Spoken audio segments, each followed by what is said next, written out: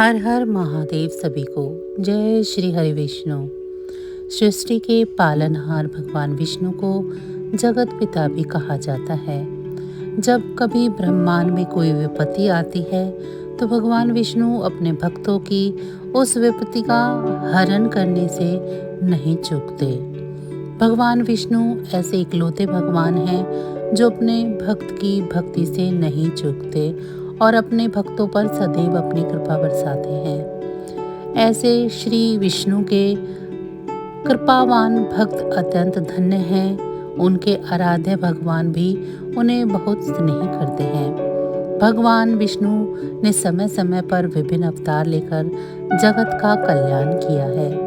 विष्णु महापुराण में भी एक ऐसी ही कथा है जब श्री हरि ने अपने भक्तों की समस्या के निवारण हेतु कछुए का रूप धारण किया।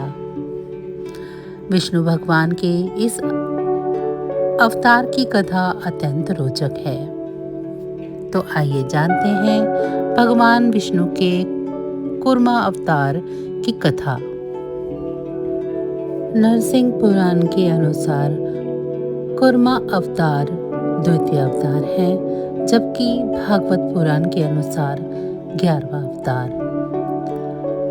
सतपथ ब्राह्मण, महाभारत तथा पद्म पुराण में उल्लेख है कि संतति प्रजनन हेतु प्रजापति कश्यप का रूप धारण कर पानी में संचरण करता है। लिंग पुराण के अनुसार पृथ्वी रसातल को जा रही थी, तब विष्णु ने कश्यप रूप में अवतार लिया। उक्त कश्यप की पीठ का घेरा 1,00,000 योजन था। पद्म पुराण में वर्णन है कि इंद्र ने दुर्वासा द्वारा प्रदत्त परिजातक माला का अपमान किया तो कुपित होकर दुर्वासा जी ने श्राप दे दिया, तुम्हारा वैभव नष्ट होगा। परिणाम स्वरूप लक्ष्मी समुद्र में लुप्त हो गई।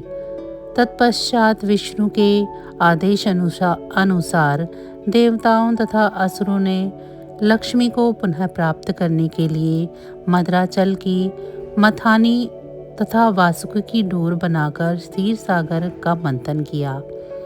मंथन करते समय मद्राचल रसातल को जाने लगा तो विष्णु ने कश्यप के रूप में अपनी पीठ पर उसको धारण किया और देवता और असुरों ने समुद्र से अमृत एवं लक्ष्मी सहित 14 रत्नों की प्राप्ति करके पूर्ववत वैभव संपादित किया। एकादशी का उपवास लोक में कश्यप अवतार के बाद ही प्रचलित हुआ। कूर्म पुराण में भगवान विष्णु ने अपने कश्यप अवतार में ऋषियों से जीवन के 4 लक्ष्य धर्म, अर्थ, काम तथा मोक्ष का वर्णन किया था। कूर्मवंशी कूर्मी क्षत्रिय जाति है। भारत वो कूर्म के वंशज है। चलिए अब कथा के बारे में जान लेते हैं। देवराज इंद्र के शौर्य को देख दुर्वासा ऋषि ने उन्हें पारिजात पुष्प की माला भेंट की, परंतु इंद्र ने इसे ग्रहण न करते हुए ऐरावत को पहना दिया और ऐरावत ने उसे भूमि पर फेंक दिया।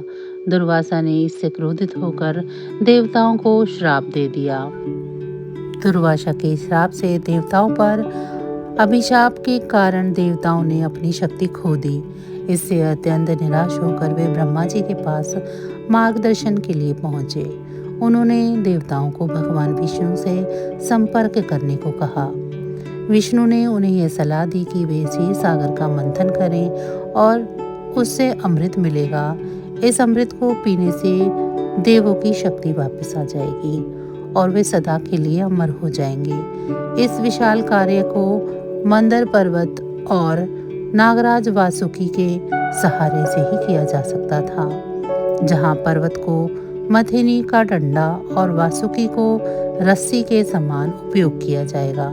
इस कार्य के लिए असुरों का भी सहारा आवश्यक था और इसके कारण सभी देवता एकत्रित हो गए, लेकिन विष्णु ने उनको समझाया और असुर देवों के पूछने पर उनकी मदद के लिए तैयार हो गए और अमृत के लालच में वे समुद्र का मंथन करने लगे।